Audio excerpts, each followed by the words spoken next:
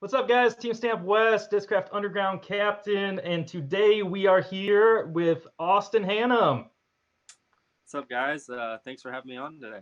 Absolutely, we're excited to get to talk to you a little bit. Of course, I'm here with Alex, who is my co-host and technical director, and let's get into it. Cool.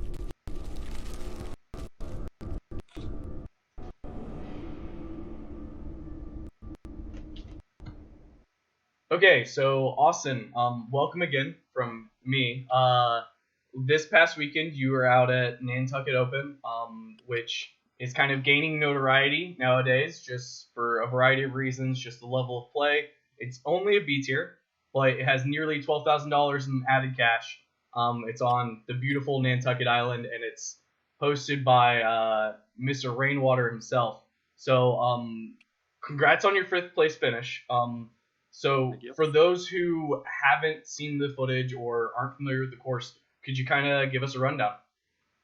Oh yeah, for sure. The course is actually really cool. I told them there that like it's up there with the best of them, really. Really beautiful fairways, and yeah, it's just like a great piece of property. If I had to compare it to something, I'd kind of say like W.R. Jackson in Georgia. It's kind of similar to that in a way, with the tall trees and the big fairways. So yeah, it's a wonderful course. So with it being similar to W.R. Jackson and that kind of style course, what were your go-to discs on the course throughout the weekend? Definitely, I was leaning on the sidearm force a lot. Your go-to? Yeah, for sure. It was funny in practice. We joked about how the round was going to be completely different from other practice rounds because that hurricane came through or whatever. And I was throwing my tour series force the whole practice rounds, and then when the tournament got there, I had to bump up in stability, and I went with just the new Domi ESP forces that are super stable. So I was throwing that everywhere, and machete. I was throwing the Z machete every upshot pretty much. Gotcha. So you actually mentioned you kind of led into the next question. So on round two, the weather really kicked in, and you said you bumped up to the ESP force and you were using the machete. What about your game changed? With the weather being as kind of crazy as it was, what did you have to do to adjust?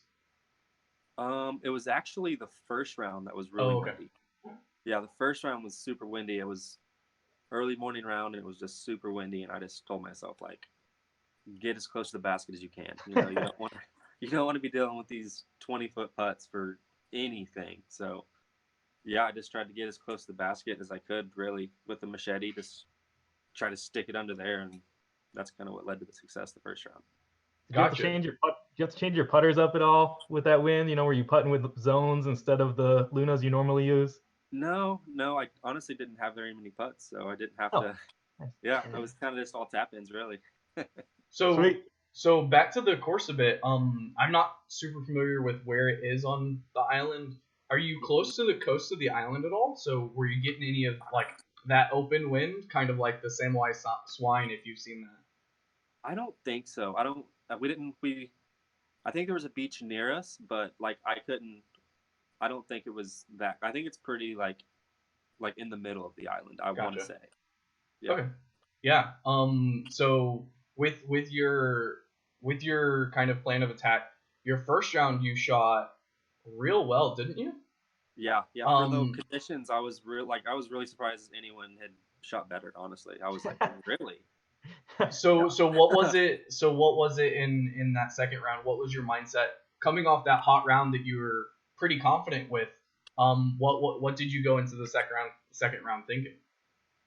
Kind of just I need to shoot better, you know, because I thought I shot really good and people shot better than me, and then the conditions were even better. So I was like, well, now people that shot worse than me are going to be shooting better too. So yeah, I need to try to shoot even better. So gotcha. And one last thing about Nantucket. What did you do with your spare time? I would imagine it got a bit beautiful at some point.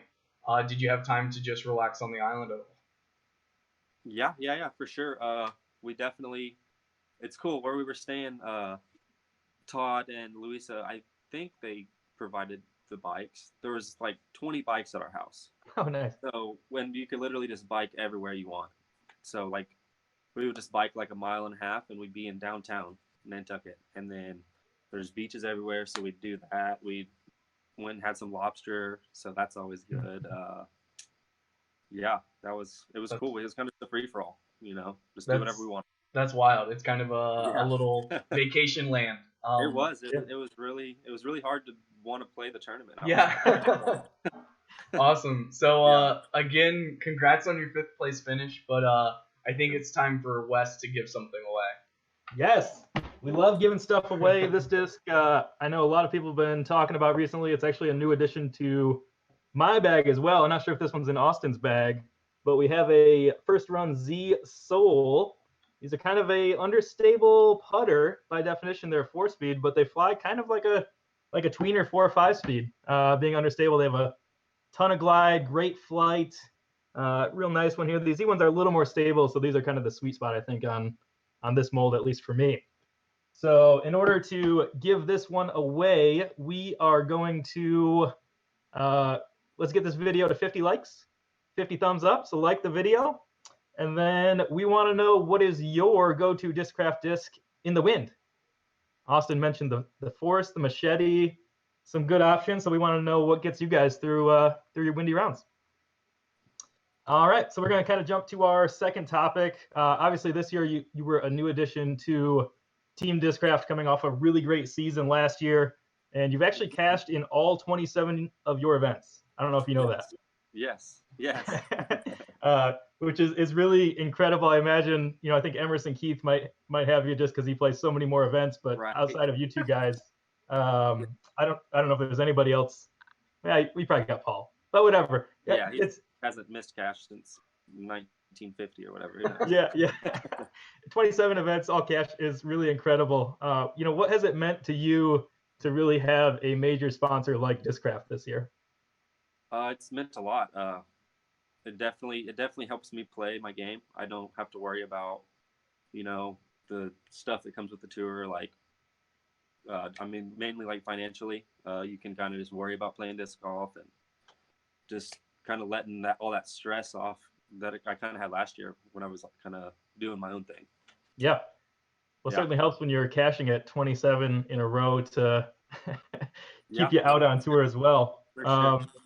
Can you talk a little bit just kind of about the Team Discraft atmosphere? Obviously I've been to some of the player parties and stuff, but for the people that are outside of the team, can you just kind of talk about the team atmosphere and the team feel?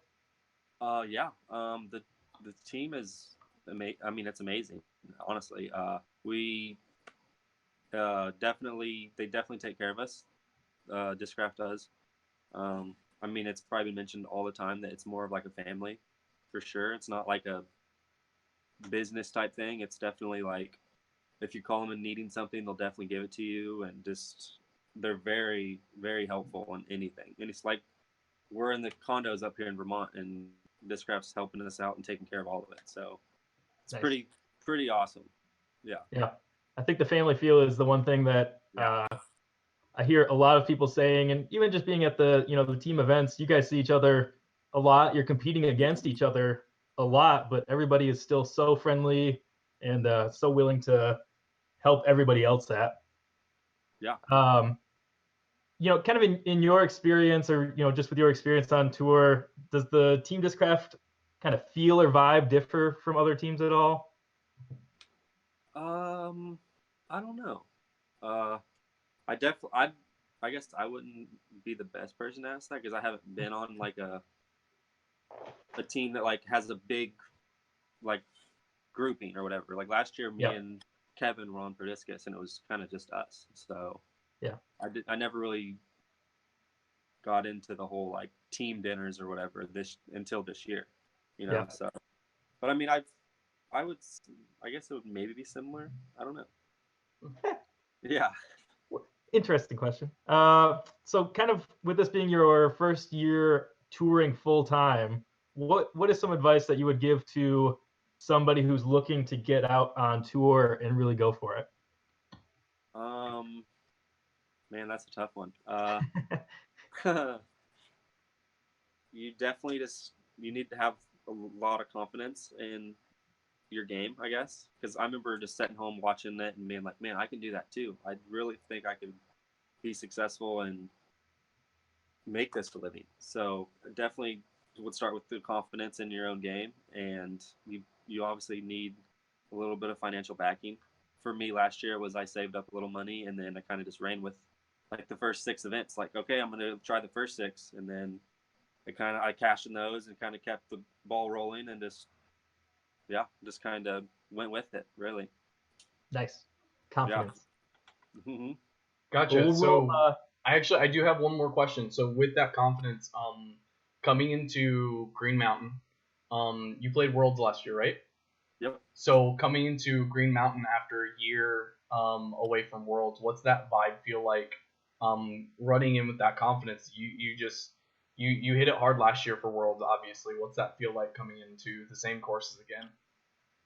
It feels good. I definitely feel better this year than last year. I mean, mainly that comes with just like, for me, the discs. Like, I just have way more confidence with those, and I feel like I can score a lot better this year for some reason. Nice. In my practice runs I've had, I've definitely been like, wow, okay, I can actually get this hole, or, this is a lot easier than I thought it was going to be. So, yeah. That's great to hear. Yep. Nice. Plan of attack for this week? What's that? Plan of attack for this week? Just don't get any bogeys. Yeah, I went bogey free actually at Nantucket, so nice. Oh, nice. Keep that streak alive. Yeah. Awesome. Yeah. Good. Well, we want to thank you for joining. We want to give you a minute or two to go ahead and say whatever you'd like to say to all the viewers. Thanks for watching, everybody. Thank you to you guys for doing this, and yeah, thanks for any support that you guys have given me this year, and go buy the Tour Series Force. They're good. I got one. They're sweet. Yes.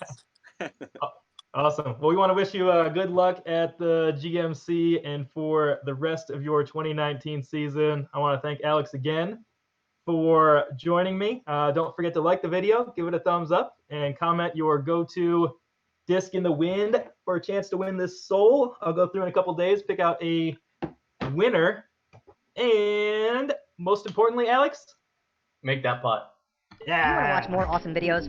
We know you do. So make sure you hit that subscribe button, and while you're at it, turn on that notification bell so that you're notified every time we post new videos here at Underground Interviews.